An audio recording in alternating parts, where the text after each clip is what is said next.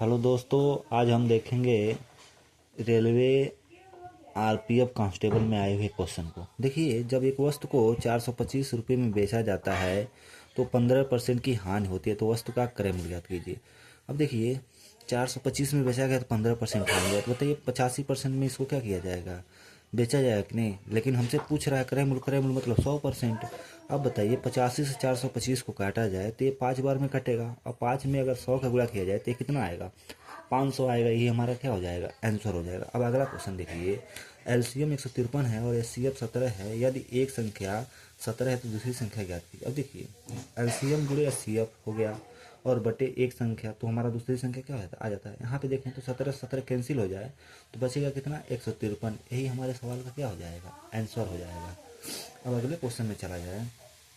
कह रहा है, यदि 32,622 को 9 से विभाज किया जाए तो शेषफल क्या होगा। अब देखिए, 9 से विभाज करने पर शेषफल क्या आ जाए, तो अंकों का योग ही देख लेते हैं। अब देखिए, 3 2 5 5 6 11 11 4 कितना होता है, 15। अब देखिए, अंकों का योग निकालते हैं तो 15 जो आया अभी हमारा सिंगल डिजिट है, नहीं 2 डिजिट है। अब 2 डिजिट को जब तक हम जोड़ेंगे तो वो सिंगल डिजिट में बन जाए, तो 5 1 6। अब बताइए, ये सिंगल डिजिट बन गया, 6 हो गया। अब 6 जो आया वही हमारा क्या हो गया, शेषफल हो गया। यही हमारा क्या हो गया, आंसर हो गया। अब अगले क्वेश्चन में हम चलेंगे। कह रहा है, 4750 रुपये को 13% वार्षिक सहायक ब्याज की दर से निवेश करने पर 4 वर्ष के बाद प्राप्त धनराशि ज्ञात कीजिए।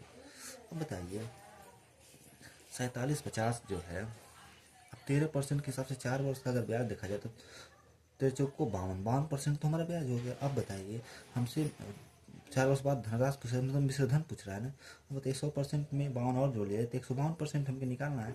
एक जीरो से जीरो क्या हो गया, कैंसिल हो गया। अब देखिए, यहाँ पे हम क्या करेंगे, अब इसमें हम कुछ कैंसिल करें। देखिए, 2 से काट दें इसको, 2 से काट दें तो 2 7 14 और 2 6 12, तो ये 5 से कट, 5 बार में कट गया। अब इसको 5 से काट दिया जाए। अब बताइए, 5 9 5 9 45 हो जाएगा।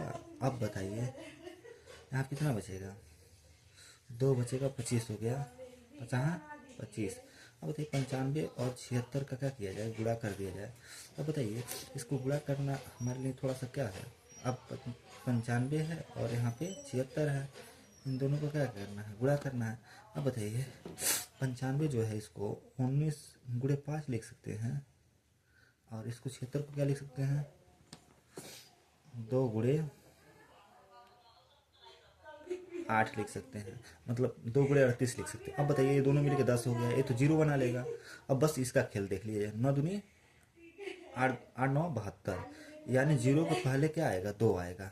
0 के पहले 2 क्या है, यहाँ पे है, तो हमारा क्या आ गया, 72 20, यही हमारा क्या हो जाएगा, आंसर हो जाएगा। क्यों, क्योंकि ये 5 और 2 मिलकर एक 0 बना लिया। अब देखिए, 9 8 72, इसके पहले 2 आएगा, बस इसी से हमारा क्या हो गया, काम बन गया। इस प्रकार हमारा क्वेश्चन का क्या हो गया, आंसर हो गया। अगर ये वीडियो